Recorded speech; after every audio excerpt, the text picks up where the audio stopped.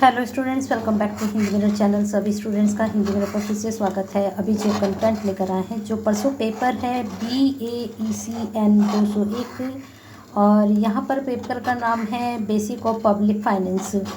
तो ये जो हम बाई बुक आपका कंटेंट लेकर आए हैं BA थर्ड सेम के जो स्टूडेंट्स हैं उनके लिए लेकर आए हैं। और यहाँ पर फ्रंट पेज तो नहीं है, लेकिन ये आप देख सकते हैं। इसको थोड़ा मैं जूम करके आपको दिखा देती हूँ। ये देखिए, आप पेपर का नाम है BAECN 201 और ये थर्ड सेमेस्टर के जो स्टूडेंट हैं उत्तराखंड ओपन यूनिवर्सिटी, आप देख सकते हैं। ओरिजिनल ये बुक आपके लिए लेकर आए हैं। तो यहाँ पर जो आपकी फर्स्ट यूनिट जाने वाली है, फर्स्ट यूनिट है अर्थव्यवस्था में राज्य की आर्थिक क्रियाओं का विश्लेषण। तो इसमें देख लेते हैं कौन कौन से टॉपिक आपके एग्ज़ाम में पूछे जा सकते हैं। तो पहले तो यहाँ पर आप देख लीजिए, अर्थव्यवस्था में राज्यों की आर्थिक क्रियाएं, राज्यों की आर्थिक गतिविधियों में बढ़ोतरी के कारण। ये दोनों टॉपिक आप जरूर करके जाइएगा, ये 100% आपके एग्ज़ाम में पूछे जाएंगे। और राज्य की आर्थिक विकास में भूमिका क्या है, ये भी आप कर सकते हैं। चलते हैं सेकेंड यूनिट पर। सेकेंड यूनिट में देख लेते हैं।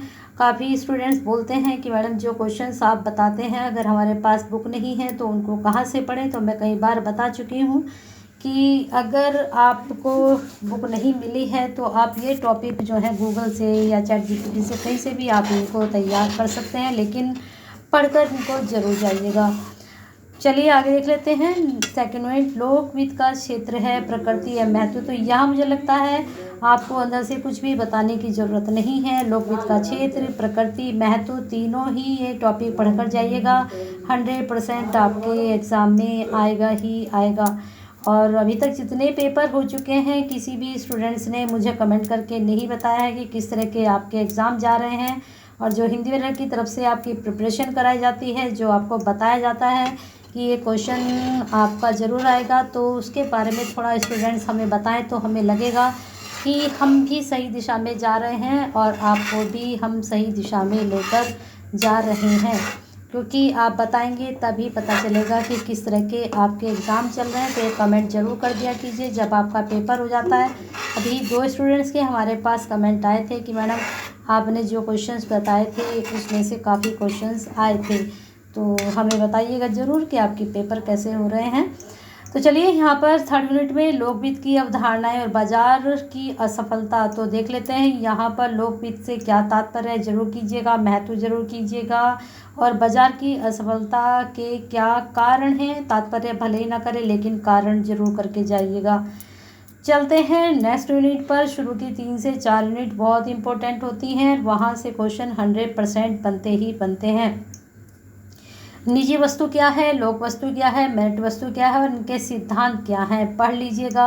गो थ्रू जरूर करके जाइएगा। कोई सी भी इनमें से पूछा जा सकता है, तीनों में से कोई एक जरूर पूछा जाएगा। तीनों भले ही ना पूछे जाएं, लेकिन एक के बारे में आपसे ज़रूर पूछेंगे। अब चलते हैं आगे। अब बात करते हैं कि आपके बहुत से काफ़ी स्टूडेंट्स कह रहे हैं कि मैडम इसके पेपर तो है नहीं। तो आपको बता दें कि जो हमारी श्रीदेव सुमन उत्तराखंड यूनिवर्सिटी की प्लेलिस्ट बनी हुई है, तो वहाँ पर इको के पेपर भी डले हुए हैं प्रीवियस। तो आपको बस चेक करना पड़ेगा। ईयरली वाली जो प्लेलिस्ट हैं उनको भी, और जो सेमेस्टर वाली प्लेलिस्ट हैं उनको भी आपको ये पेपर मिल जाएगा, ठीक है। चलते हैं। लोकव्यय क्या है, इसके उद्देश्य क्या हैं, आवंटन, वितरण और स्थिरीकरण। लेकिन इसमें से सारा ना पढ़ के लोकव्यय का उद्देश्य क्या है और इसका बस आप उद्देश्य जरूर पढ़ लीजिएगा, ठीक है। और ये क्या है इनके बारे में भी आप पढ़ लीजिएगा। आवंटन के संबंधी उद्देश्य, वितरण संबंधी उद्देश्य, स्थिरीकरण के उद्देश्य, तीनों ही उद्देश्य लॉन्ग क्वेश्चन में आपसे पूछे जा सकते हैं। चलते हैं नेक्स्ट यूनिट पर। काफ़ी यूनिट हो जाती है 12 से 13, अभी हमारी 6 ही यूनिट हो पाई हैं यहाँ पर। लोकव्यय के नियम, वैगनर एम वाइजमैन पिकॉक। ये अगर आपको लगता है कि पढ़कर जाना है तो इसमें से थोड़ा बहुत आप पढ़कर जा सकते हैं। चलते हैं नेक्स्ट यूनिट पर। आपकी 7 यूनिट हम देख लेते हैं। 7 यूनिट में लोकव्यय का प्रभाव, उत्पादन वृद्धि, वितरण और स्थिरीकरण। तो यहाँ पर आपको बता दें कि ये टॉपिक भी आपके बहुत ही इम्पोर्टेंट जाएंगे और यहाँ से भी आपका 100% क्वेश्चंस पूछे जाएंगे, क्योंकि मैं जितनी भी यूनिट बताती हूँ वहाँ से क्वेश्चन आते ही आते हैं। और इतना तो मैं करवा ही देती हूँ कि आपका जो है 80% या 70% नंबर आप खींच जाए पेपर में। तो यहाँ पर देख लेते हैं लोकप्रिय के परिणाम, लोकप्रिय के उत्पादन की धारणा और प्रवृत्ति। तो लोकप्रिय की विकास की प्रवृत्ति आप पढ़ लीजिएगा, लोकप्रिय की आर्थिक स्थिरता और लोकप्रिय के प्रभाव की सीमाएं। 3 टॉपिक यहाँ पर आप पढ़कर जा सकते हैं। चलते हैं 8 यूनिट पर। 8 यूनिट में देख लेते हैं क्या क्या आपके कार्यात्मक वित्त, जो आपके फंक्शंस हैं, फंक्शनल फाइनेंस क्या है उसके बारे में यहाँ पर देख लेते हैं। कार्यात्मक वित्त की अवधारणा, इसके उद्देश्य हम प्रभाव कर सकते हैं। अल्पविकसित अर्थव्यवस्था में कार्यात्मक वित्त की प्रासंगिकता, यहाँ पर थोड़ा सा हमें देखना पड़ेगा रुककर कि क्या टॉपिक यहाँ पर इम्पोर्टेंट हो सकते हैं। तो आप इसको करके ही जाइएगा प्रभाव वाले को, और इनमें थोड़ा सा कन्फ्यूजन है, इन सभी को तीनों को आप गो थ्रू कर सकते हैं, लेकिन ऊपर वाला तो आप ज़रूर पढ़ कर जाइएगा।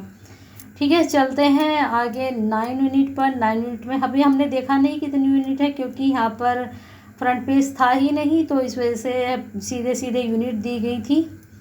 तो देख लेते हैं करारोपण के सिद्धांत है, वर्गीकरण बहुत ज़्यादा इम्पोर्टेंट है ये वाली यूनिट, यहाँ से 100% क्वेश्चंस पूछा जाएगा। ठीक है, तो इसको आप ज़रूर करके जाइएगा। अब यहाँ पर देख लेते हैं क्या है। एक तो करारोपण से क्या आशय है, दूसरा यहाँ पर करारोपण के सिद्धांत और करारोपण के आधारभूत सिद्धांत, संरचना और महत्व आप कर सकते हैं, और करारोपण की आवश्यकता क्यों है, ये टॉपिक भी बहुत ज़्यादा इम्पोर्टेंट है। आवश्यकता वाला ज़रूर करके जाइएगा, पूछा जा सकता है एग्ज़ाम में आपके। अब देख लेते हैं आगे, क्योंकि काफ़ी स्टूडेंट्स ये भी कह रहे हैं कि मैडम ऑनलाइन क्लास ले लीजिए, यहाँ पर इतना टाइम नहीं होता है। ये भी आपके लिए हम लेकर आते हैं कि कहीं ना कहीं स्टूडेंट की हेल्प हो जाए। और काफ़ी स्टूडेंट्स के पास हमें पता है कि बुक भी नहीं होती है और PDF भी नहीं होती है, तो इसलिए काफ़ी स्टूडेंट परेशानी का सामना भी करते हैं। लेकिन आप तक कंटेंट पहुंचता है कि आपको क्या पढ़ना है, तो वो भी कहीं ना कहीं आपके लिए बहुत ज़्यादा बेनिफिशियल होता है। इतनी बेनिफिशियल वीडियो के लिए एक लाइक और शेयर तो बनता है, कर दीजिए फटाफट जितने भी स्टूडेंट्स हम भी कनेक्टेड हैं। और अगर नहीं है तो एक सब्सक्राइब जरूर करें, क्योंकि नेक्स्ट वीडियो के नोटिफिकेशन आप तक तभी पहुँचते हैं जब आप हमसे कनेक्ट होते हैं और आप शेयर करते हैं, तो कहीं ना कहीं किसी की हेल्प करते हैं। करारोपण की अर्थव्यवस्था पर प्रभाव, और यहाँ पर करारोपण का वृद्धि पर प्रभाव, ये सारे प्रभाव आप पढ़ लीजिएगा एक बार, है ना, प्रभाव तो कर ही लीजिएगा। फिर यहाँ पर आप देख सकते हैं सारे प्रभाव ही हैं, यहाँ तक नीचे तक ही है। ठीक है, तो इनको आप देख लीजिएगा एक बार, गो थ्रू जरूर कीजिएगा। प्रभाव आएंगे ज़रूर, सारे भी पूछे जा सकते हैं, कोई 3 प्रभाव बताओ, कोई 2 प्रभाव बताओ, तो एक बार गो थ्रू आप ज़रूर कर लीजिएगा। अब हमें आ चुके हैं 11 यूनिट पर। 11 यूनिट में करापात एवं कर विवर्तन, यहाँ से भी क्वेश्चन बनेगा ही बनेगा। तो करापात की अवधारणा, करापात की परिभाषा, करापात के रूप, करापात कराघात में अंतर बहुत ज़्यादा इम्पोर्टेंट, जरूर करके जाइएगा, 100% करके जाइएगा। और कर विवर्तन के प्रकार भी आप कर जाइएगा ज़रूर। चलते हैं आगे कि स्टूडेंट्स की काफ़ी टाइम से क्वेरी जा रही थी, चलो परसों पेपर है, आपकी अच्छे से तैयारी हो ही जाएगी। 12वीं यूनिट देख लेते हैं, लोक ऋण का अर्थशास्त्र एवं प्रकार, ये भी यूनिट बहुत इम्पोर्टेंट है आपके लिए। चलते हैं आगे, इसमें देख लेते हैं लोक ऋण का अर्थ है, प्रकृति अर्थ है, बस यही आप कर लीजिए, ये भी आपके लिए सफिशिएंट हो जाएगा। कारक भी अगर आप देखना चाहें तो देख लीजिएगा, है ना। चलते हैं आगे नेक्स्ट आपकी यूनिट पर, पता नहीं 13वीं यूनिट है या नहीं है, 13-14 तो होती ही है यूनिट, है ना, 13 यूनिट है। लोक ऋण के प्रभाव एवं भार, बस ये सीधा सीधा पढ़ लीजिएगा इसको। लोक ऋण का आर्थिक प्रभाव क्या है, ऋण के प्रभाव क्या है, ठीक है। और यहाँ पर और हम क्या कर सकते हैं, बस यही कर लीजिएगा, दोनों को, दोनों प्रभाव ही आपके लिए इम्पोर्टेंट है। और एक भारों के प्रकार, आंतरिक ऋण का भार, बाह्य ऋण का भार, लोक ऋण की वृद्धि और इसके प्रभाव करना चाहे कर लीजिए, लेकिन ऊपर वाले तो जरूर कर लीजिएगा। अब यहाँ पर देख लेते हैं 13 यूनिट के बाद भी यूनिट है या नहीं है, फिर हम 14 यूनिट भी है, चलिए देख लेते हैं इसमें भी क्या क्या पूछा जा रहा है। यहाँ पर आपको बताना है लोक ऋण भुगतान की विधियाँ कर सकते हैं आप, लोक ऋण के स्रोत पढ़ लीजिए क्या क्या हैं, और बस इतना ही कर लीजिएगा। अब ये देखना पड़ेगा 15 मिनट भी है या नहीं है, 15 मिनट भी है कि भाई नहीं है। चलिए बने रहिए हिंदी मीडियम के साथ और फटाफट लाइक करिए, शेयर कीजिए, क्योंकि आपका एक शेयर किसी स्टूडेंट की हेल्प कर सकता है। और शेयर करते रहिएगा और साथ में हिंदी मीडियम के साथ अभी तक कनेक्ट नहीं हुए हैं तो सब्सक्राइब भी ज़रूर कर लीजिएगा।